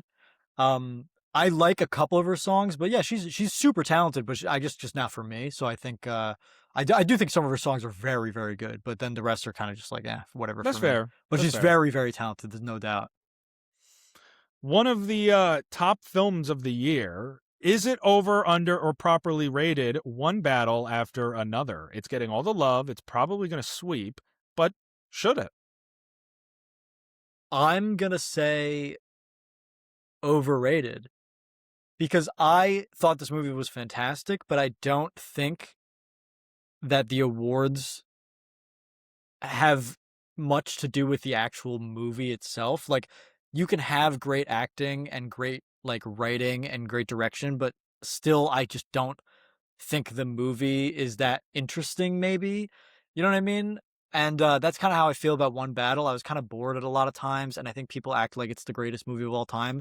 And I think it cracks my top 20 of 2025, but and I do think it was really good, but I don't think it is like some amazing, spectacular movie that everyone makes it out to be. This is the toughest. I'm in the properly rated range. I would only very tiny slightly lean to overrated, but only because I don't think it should sweep the award season, because I Yeah. think this has been such a strong and deep year for film, and there's so many films.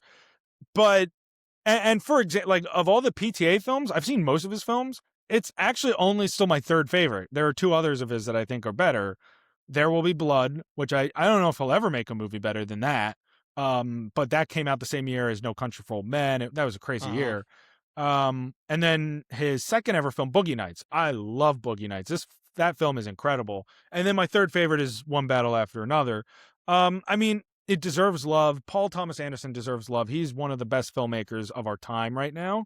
Um, you know, I think it's probably rated because I think we're gonna look back at 2025 as one battle after another. I think it's one of the best films of the year. I think it was like my fifth favorite of the year. Maybe cracks your top 20, but we're gonna look back and we're gonna say this is one of the defining films of the year. We're going to talk about it for years. People are going to talk about this for Yeah, years. It's going to show up 100%. in people's lists for years. So I think it's properly rated, and I think it deserves to be, because I think everyone recognizes this is a great film. It's monumental. It has so much to say. It's a radical political thriller from a major movie studio in the United States. I love it, and I think it's properly rated. Fair enough. Fair enough. All right, I got two more. You got one more, right? Yep. Overrated, underrated, properly rated reality television. Oh, overrated. Overrated. That was kind of like a layup. There is so many. This might be the first one that I've really like truly said was overrated, though. Yeah. But it is. And I know there's plenty of people out there who agree with me, but there's also a large population of people, large populace, who like reality TV. That's what they watch. Uh-huh. That's fine. You know, I'm not. I don't judge you for it. Which is why you think it's overrated. You're but it's overrated. It's mostly mindless garbage, in my opinion. You know, and it's just watching a bunch of like, you know, super jack dudes, or, you know, girls with unreasonably fat tits.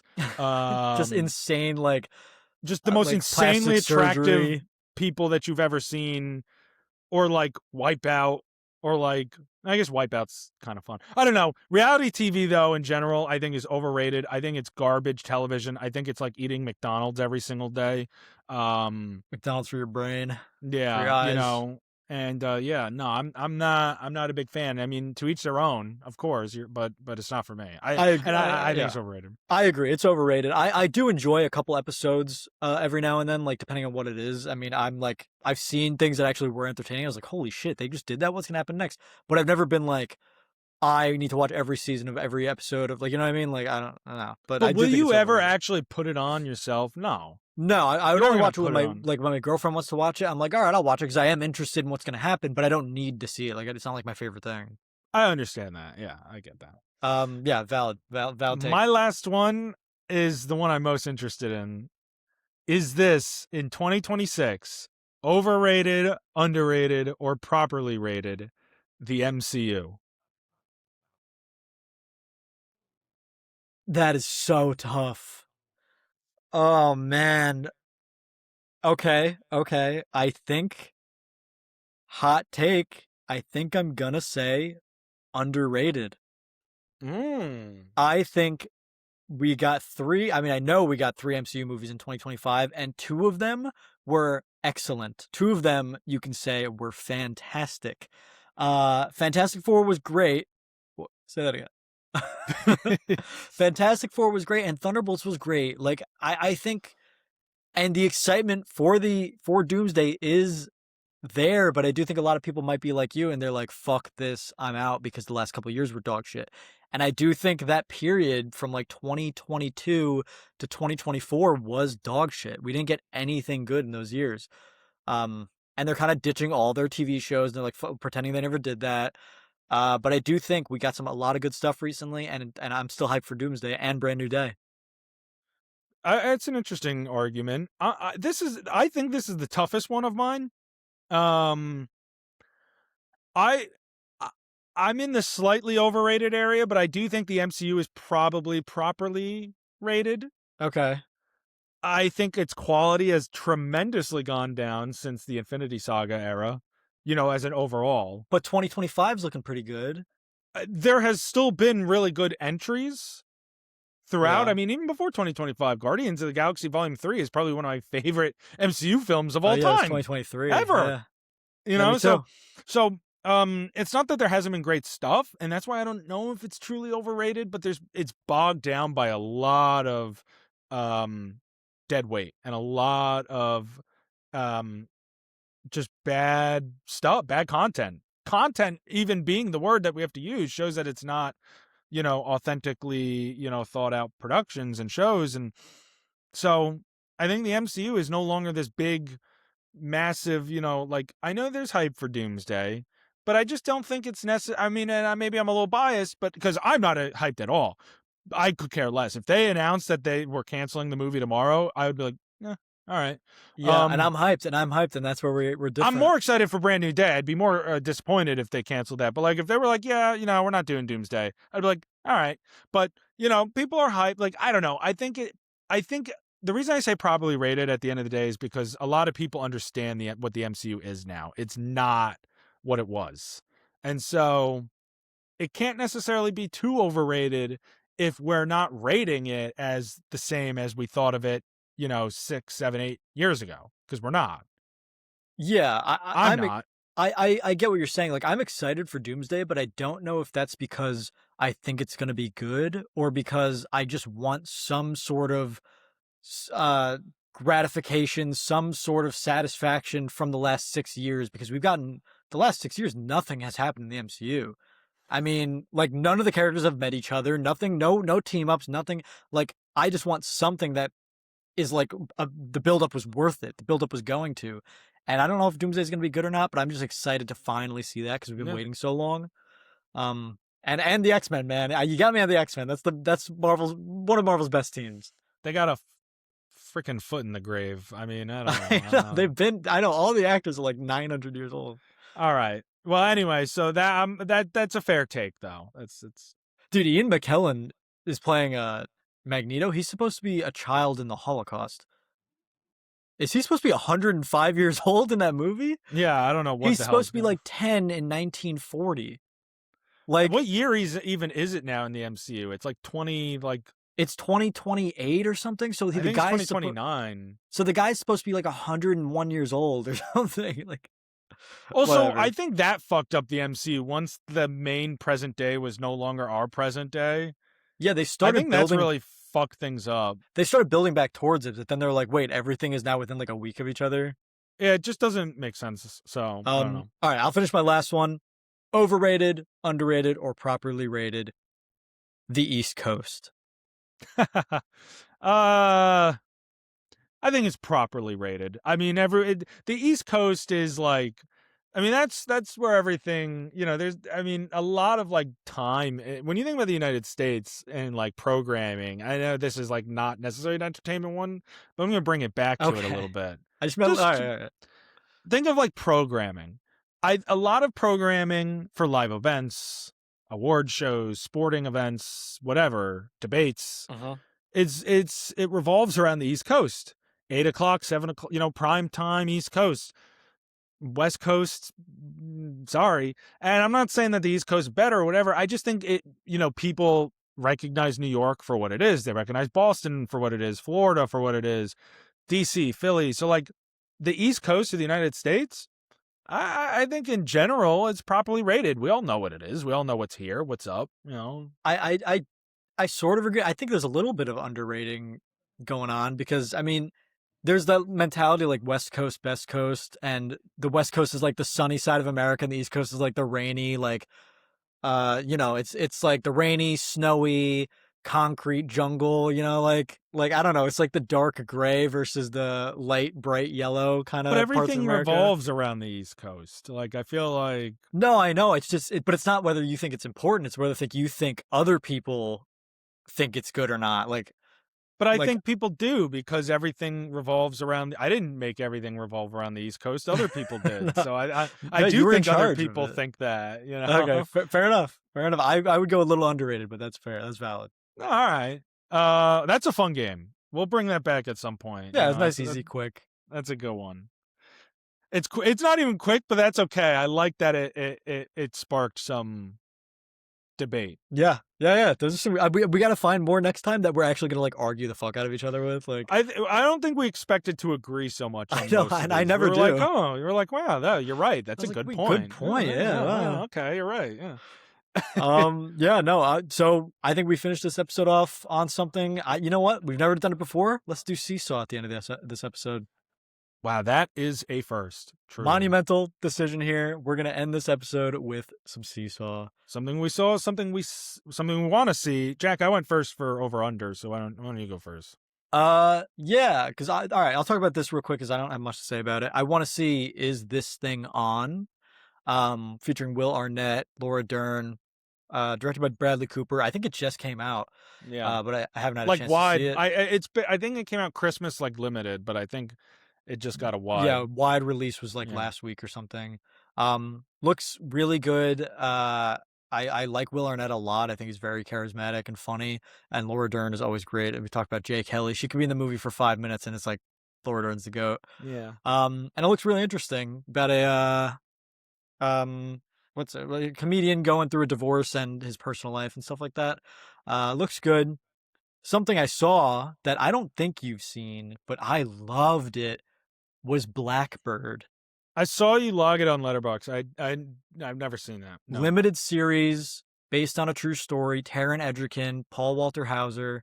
Is that his name? Paul Walter Hauser, right? Yes. Um, great show. It's literally 6 hour long episodes. I watched it in like 2 or 3 days. Um, it's about a guy who gets arrested. He gets 10 years in jail for like weapons trafficking or whatever and drug trafficking. And he goes to jail and he gets offered by the FBI to be totally released from jail if he goes to like a psychiatric maximum security prison to get information about dead bodies that a serial killer buried to confirm that he killed them because the guy's going to get parole or he's going to get his appeal waived. So he goes undercover as like a psychopath in this psychiatric center trying to befriend who he calls the devil. He says, "You want me to go into hell and befriend the devil?" And he's like, "I'm not fucking doing that." And then, of course, he does it because otherwise we wouldn't have a show. The acting, Taron Egerton, Paul Walter Hauser are both so phenomenal. Paul Walter Hauser is so creepy in this. He is so deranged. The way he speaks is in a totally different cadence, totally different tone of his voice. It's very creepy. You can look at him and be like, yeah, he's a fucking murderer. And then Taron Egerton, the way there's a scene in it when he's talking to Paul Walter Hauser, and it's not a spoiler or anything. They have conversations in the show, and Paul Walter Hauser is basically saying a lot of fucked up stuff that he's done, and Taron Egerton has to pretend that he agrees with him so he becomes friends with him, but you could see behind his eyes that he's freaking out, that he's talking to an actual psychopath, and that he is scared, and that he is, traumatized by this conversation, but you see him just smiling, going, uh-huh. And you can tell that through his acting. He is so good. It came out in like 2022, 6 episodes, Blackbird. You gotta watch it, dude. What's it It's on? so good. It's on Apple TV, of course it is. Limited series on Apple TV. It is so worth the watch. Oh, I gotta check it out. I really had never heard of it before. Of course they make Paul Walter Hauser the fucking psychopath. I know, but he is so incredible, man. It's I could not talk about this enough. No, I have to add that to my list for sure. Yeah, absolutely. Apple TV, we talk about it. I know, that's all I've been looking at because you've been hyping it up so much. We watched a bunch of stuff on it. I'm like, what else is on Apple TV? I genuinely have never watched a show on there. Okay, I've only watched one pilot episode that I didn't continue. And every Foundation, I was like, okay, I might come back to it, but I wasn't really into it. And then every other show I've watched, none of them have been bad. I mean, they've ranged from how good, obviously, but every single one has been good. Yeah. Recently, I'm not like, oh, I want to watch this. Oh, it's on Apple TV. I'm like, what's on Apple TV? Then I'll watch it. Yeah. And you can pick any one of those. Like Hijack coming back for season 2. Let's go. I never thought that was going to happen. The first season was really good with Idris Elba. He's like on a hijacked plane, and every episode is another hour that he's on the hijacked plane. How long is this plane hijacked? Holy shit! It happens again in season 2. I think now he's like on a train. Okay, this guy's got bad luck. 2. Yeah, right. Don't go traveling with Idris Elba. Season 3, a hijacked Uber. Uber pool. But no, the first season was really good. So I mean, I'm very excited. That wasn't even my seesaw, but that's my seesaw. Yeah, so definitely check out Blackbird. You gotta. All right, I like that. Something I saw recently. So actually, I never talked about this on here. I started this last year. I'm doing it again this year. Every year, I'm picking films between. I'm picking films from the course of 100 years, and once a month, I watch one film. So in January, a film from, let's say, 1926. Then next month, 36, 46, 56, and so on. One month, cool. I always have to do 2 from one year because of the way the math works out. Okay. And then it goes all the way up to this year. I did that last year. I just kind of did it for myself. It's just a way of picking movies. I decided to do it again this year. So I did the 1926 film. The film I watched is The General by Buster Keaton. And for a film that is a century old, this was still just as funny today as I'm sure it was back then. It is great slapstick comedy. Basically, this is a film about a guy from the South at the break of the American Civil War who's a train engineer who wants to sign up to fight with the Confederates, and they won't let him because they're like, "Oh, you're more useful to the South as an engineer for the train than as a soldier." And his wife or his girlfriend or whatever, she's like, I don't want anything to do with you until you God are damn. in uniform, basically. Because he didn't know that that's why they turned him down. They didn't tell him. They were just like, yeah, we're not taking you. But they show a conversation between the two people in the Mm. army who are like, oh, well, he'd be more useful, Yeah, so yeah, yeah. don't take him. So they didn't tell him that. So he was just like, they won't take me. So she's like, well, all right, I don't want to be with you until you're in uniform. Damn, that wife is Um, racist as fuck, dude. She's like, you gotta join the cause. dude, they're all in the South in fucking Civil War. They're I all know. racist as Yeah, fuck. that's true. Um, anyway, so she ends up kidnapped by Union soldiers by accident, because they were stealing they were stealing his train, um, or they were stealing his train, and she was like on it, and they like cleared them off, but she was hiding somewhere and didn't realize, and they were using it to like cut off like stations and bridges and stuff on the way back to the north so they couldn't send supplies. That was like the justification for stealing the train, so they could Okay. explode all the stops on the way back to the north. Right. And she was on the train, so that was why that all happened. And basically he had to go get her and like save, his train and her. And it was really funny, and it was slapstick, and it was supposed to kind of be like, some silliness. I did bring it down a bit because, it kind of stinks that he's on the fucking Confederate side. Well, I was But gonna say, like, is the Union kind of vilified in that movie, or is it like the I Great mean, Dictator, where it's kind of meta commentary about the time? it's I don't know, it's somewhere in the middle actually, because it's not really meta commentary, but it's not taking any of it seriously either. Okay. But You like, it didn't know, have to be the Union side for any of the jokes to work or anything like that. Like, I mean, the Um, Confederate side. no, no, no, I don't think so. Like, he definitely could have been on the Union side, So and the he just movie wanted to do still. that for creative Well, reasons. there was definitely another movie he was in where he did blackface. So I'm not like this is more of a art between artists kind of thing and like a time Yes. period thing. For a comedy with this kind of physical gags, sight gag humor that's 100 years ago, it is remarkably impressive. And Buster Keaton doing his own stunts, he was always known as like a really great. He's almost like the silent era Tom Cruise Oh, is that's cool. Buster Keaton. That's a really great, I think, comp. Like Buster Keaton was doing, like if Tom Cruise was born 100 years ago, he would have been doing the stuff that Buster Keaton was doing, hopefully without the blackface. Tom But Cruise just loud Buster Keaton. he's essentially just Buster Keaton with 21st century technology. Okay. Um, but this is early movie magic at its finest. I Mm. think for a film that is a late silent era, early the very beginnings of the craft.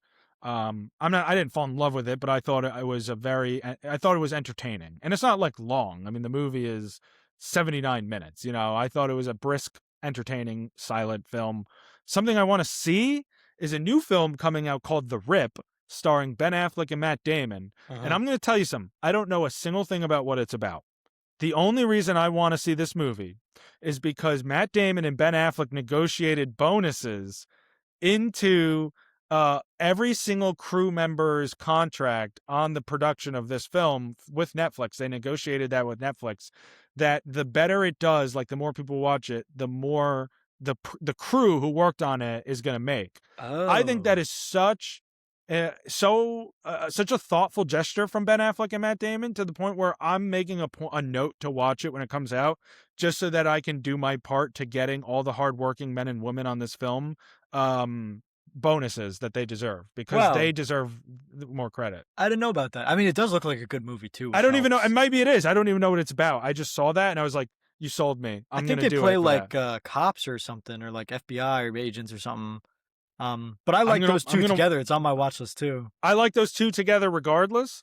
And when you tell me that they did this really kind thing for everyone who works hard, and Yeah. we talk about these award shows today. Mhm. Think about all the people who work on films and television sets that don't get any credit I ever, know. don't get glamour and glitz, and Yeah, they could at least this get is a paid a little really more. this is the least that they can do. So when I heard that, I was like, all right, I can do my part and put on this movie when it comes out. So Valid. I want to watch it. Valid. That's cool. Yeah, well, that's it. That's the episode, That's it, folks. guys. Well, thanks everyone for watching. We'll never keep them short, except the last one. We'll never. Yeah, but short. It was still like an hour and a half long. Yeah, you're right. Like But podcasts usually like an hour. that's kind of what I thought every episode was going to be, an hour to an hour and a half, and ours are like 2 hours. Yeah, deal ours with are it. an hour and a half is the short end. 2 hours is like the average. 'cause Right we now just- we'll be at like an hour 45. So Yeah, I mean, we just don't shut up. So, that's pretty good. yeah. Actually, we'll be at an hour 50. Oh shit. Okay. Well, Let's wrap this up. Thank you guys for watching. Make sure you like, comment, subscribe, comment film Bible numbers, Bible study. We're going to be reviewing that movie next week, Boat People. And yeah, follow us on everything at Box Office Dynasty. And any final words, Josh? I don't know. I was going to say like something about the playoffs. Cry, Eagles, cry. That's what I'll say. I support that.